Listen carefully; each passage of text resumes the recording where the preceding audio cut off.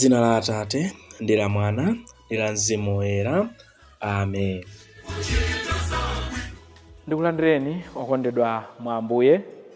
Lero ndi la Mulungu la 14 munyengo ya Pachaka, ndipo lero timva mawu atatu. Mawu athu oyamba achokera m'buku la Mprofeti Ezekiele mutu wa 2 kuyambira ndime ya 2 kulekeza ya 5. Amene akutiwerengera mawu oyamba ndi Aaron Allison kuchokera ku St. John the Baptist, Kanyama Parish, mu Diocese ya Dedza. Kenako tidzamvanso mawu athu achiwiri kuchokera mawu ankalata ya chiwiri ya Paulo Woyera yolembera Akorinto. 2 Akorinto mutu 12 kuyambira ndime ya 7 kulekeza ndime ya 10. Amene akutiwerengera mawu achiwiri ndi a Veronica Malisero kuchokera ku St. John Paul II, Chitedza Parish, mu Archdiocese ya Lilongwe. Kenako tidzamvanso mawu amuthenga wabwino monga adalembera Mariko oyera. Mariko mutu wa 6 kuyambira ndime ya 1 kulekeza ndime ya 6.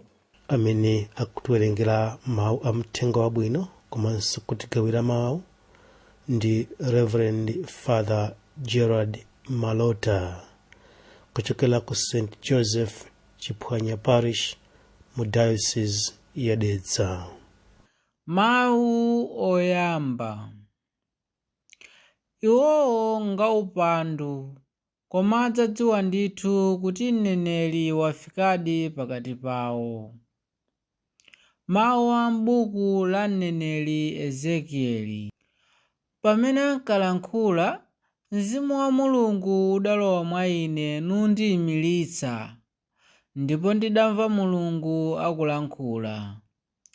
Adandiwuza kuti, iwe mwana wa munthu, ndikukutuma kwa Israeli, mtundu wa anthu opanduka amene andipandukira. Iwowo ndi makolo awo akhala akundichimwira mpaka lero lino. Anthu ake ndi okanika ndiponso achipongwe. Ndikukutuma kuti ukanene zimene ine Ambuye chauta ndikuwawuza. Ndiye popeza kuti iwowo nga upandu, kaya akamvera kaya akakana, pakuti ndi anthu opanduka, koma adzadziwa ndithu kuti mneneri wafikadi pakati pawo. Mawu a Ambuye. Tithokoze Mulungu. Mawu achiwiri. N'chifukwa chake makamaka ndidzanyadira kufoka kwanga, kuti mphamvu za Khristu zikhale mwa ine. Mawu a m'kalata yachiwiri ya Paulo oyera kwa Akorinto. Koma kuopa kuti ndingamadzitukumule chifukwa cha zazikulu zambiri zimene Ambuye adandiwululira, Mulungu adandipatsa cholasa ngati minga m'thupi. Adalola wamthenga wa Satana kuti adzindimenya, kuti ndingamanyade kwambiri. Pamenepo ndidapempha Ambuye katatu kuti andichotsere chimenechi. Koma iwo adandiwuza kuti chithandizo changa n'chokukwanira. Mphamvu zanga zimaoneka kwenikweni mwa munthu wofowoka. N'chifukwa chake makamaka ndidzanyadira kufowoka kwanga, kuti mphamvu za Khristu zikhale mwa ine. Tsono ndimakondwera pamene ndili wofowoka, pamene anthu andinyoza namandizunza, ndiponso pamene ndimva zowawa ndi kusautsidwa chifukwa cha Khristu. Pakuti pamene ndili wofowoka, pamene ndili ndi mphamvu. Mawu a Ambuye. Tithokoze Mulungu. Ambuye akhale nanu, akhalenso ndi mzimu wanu. Mawu mu Uthenga Woyera monga adalembera Marko. Ulemu kwa inu Ambuye. Yesu adachoka kumeneko nakafika ku mudzi kwawo. Ophunzira ake adatsagana naye. Litafika tsiku la Sabata, iye adayamba kuphunzitsa m'nyumba ya mapemphero. Anthu ambiri amene ankamvetsera adadabwa kwambiri nkumanena kuti, kodi iyeyu zonsezi adazitenga kuti? Nzeru zimene adalandirazi nzotani? Akutha bwanji kuchita zinthu zamphamvu zotere? Kodi ameneyu si mmisiri wa matabwa uja mwana wa Mariya? Kodi abale ake si Yakobo ndi Yose ndi Yudasi ndi Simoni? Kodi suja alongo ake ali nafe pompano? Choncho adakhumudwa naye. Koma Yesu adawuza kuti mneneri amalemekezeka kwina kulikonse kupatula ku mudzi kwawo, pakati pa achibale ake ndiponso ku banja kwawo. Motero sadathe kuchita zinthu zamphamvu kumeneko. Adangosanjika manja pa odwala owerengeka nkuwachiritsa. Ndipo adadabwa poona kuti anthu akumeneko sadamkhulupirire. Pambuyo pake Yesu adapita ku midzi yozungulira nakaphunzitsa anthu. Uthenga wa Ambuye. Ulemu kwa inu Ambuye Yesu Khristu. Abale anga okondeka, mawu onse atatu amene tawamva tsiku la lero la Mulungu la 14 munyengo imeneyi yapachaka ni mawu amene akutizindikiritsa kuti mphamvu ya Mulungu imaoneka mwa anthu ofowoka. Ulemerero wa Mulungu umaoneka mwa anthu ochimwa. Ukulu wa Mulungu umaoneka mwa anthu amene ife sitimawayembekezera kuti Mulungu angaonetse ulemerero wake, angaonetse ukulu wake, angaonetse mphamvu mwa anthu otere. Mawu ayambaja tikuona profeti Ezekieli akutumidwa kwa Aisraeli. Aisraeli amenewa tsopano ali ku Babeloni ku ukapolo. Iwowa adachimwira Mulungu. Ndipo Mulungu chifukwa chakuti anthu adaumitsa mitima yawo, anthu adapalamula Mulungu adawalola kuti alowe mu ukapolo ku Babeloni, kuti akalowa kumene kuja akayeretsedwe, akazindikire kufunikira kosunga chipangano cha Mulungu. Koma tikuona kuti ngakhale Ezekieli akumpatsa ntchito ya mphamvu, ntchito imene yoopsa, ntchito yaikulu kwambiri imene yotadzalalikira anthu amenewo, Ezekieli analitu munthu ofowoka ngati munthu wina aliyense. Koma Mulungu anamuyitana ndi kumutuma. Iye anakwaniritsa utumiki wake chifukwa Mulungu anali naye ndipo anamupatsa mphamvu. Choncho nthawi zonse kudzera mu chitsanzo chimenechi cha Ezekieli tizizindikira kuti kaya ndife anthu ochimwa chotani, kaya ndife ofowoka motani, koma Mulungu akatitchinjiriza, Mulungu akayikapo dzanja lake pa moyo wathu, pa ntchito yathu, tidzapambana. Nkuonatu pamwambo odzodza ansembe uja, episkopi akamafunsa mafunso aja, ife anthu amene tikudzozedwa nthawi imeneja, amene tikupatsidwa sakramenti limene laukulu, timayankha kuti inde ndikuyifuna ntchitoyi, inde ndikufuna utumikiwu, powerengera chithandizo cha Mulungu. Chifukwa nthawi imeneja timazindikira kuti ntchito imene tikuyiyambayi si ntchito yamasewera, ndi ntchito yayikulu kwambiri, ntchito imene patokha sitingayikwanitse, ntchito imene patokha itilemera, ntchito imene patokha sitingapite nayo patali ayi. Chifukwa timanena kuti inde ndikufunitsitsa, mtima wakufuna kwabwino ndinawo, kufuna kwabwino ndinako, koma timazindikira kuchepekedwa kwathu. Timaona kuti ife tili limited ndithu, muzina zake sitingachite, fa ntchito ndi yake ya Mulungu.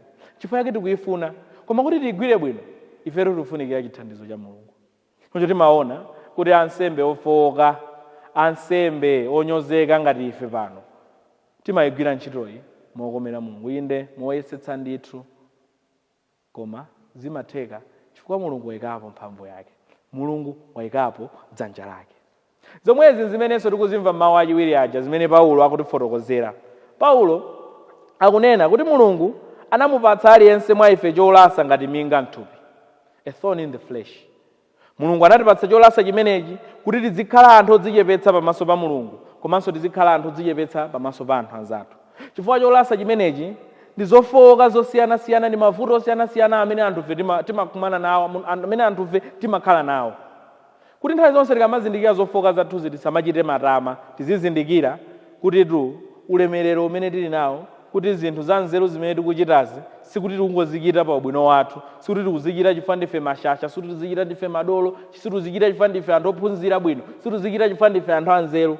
Ayi, koma tikudzichita chifukwa cha mphamvu ya mulungu, komanso chifukwa chakufuna kwabwino kwa anthu anzathu ena amene amatithandiza kuti tifike pamene ife tilipa. Chifukwa sitingathe kufika pamene ife tilipa popanda chithandizo cha mulungu, popanda anthu ena amene mulungu amagwiritsa ntchito ngati zida zake. Atumiki ambiri amene amadzitukumula, atumiki ambiri amene amachita mavuvu, anthu ambiri amene amachita matukutuku, nkomaona ngati chifukwa cha mphatso zawo ndi luso lawo, nzeru zawo, kuthekera kwawo, kapena mapepala awo amene ali nawo, kuti atha kuchita zonse pawokha osadalira mulungu kapenanso osadalira anthu ena.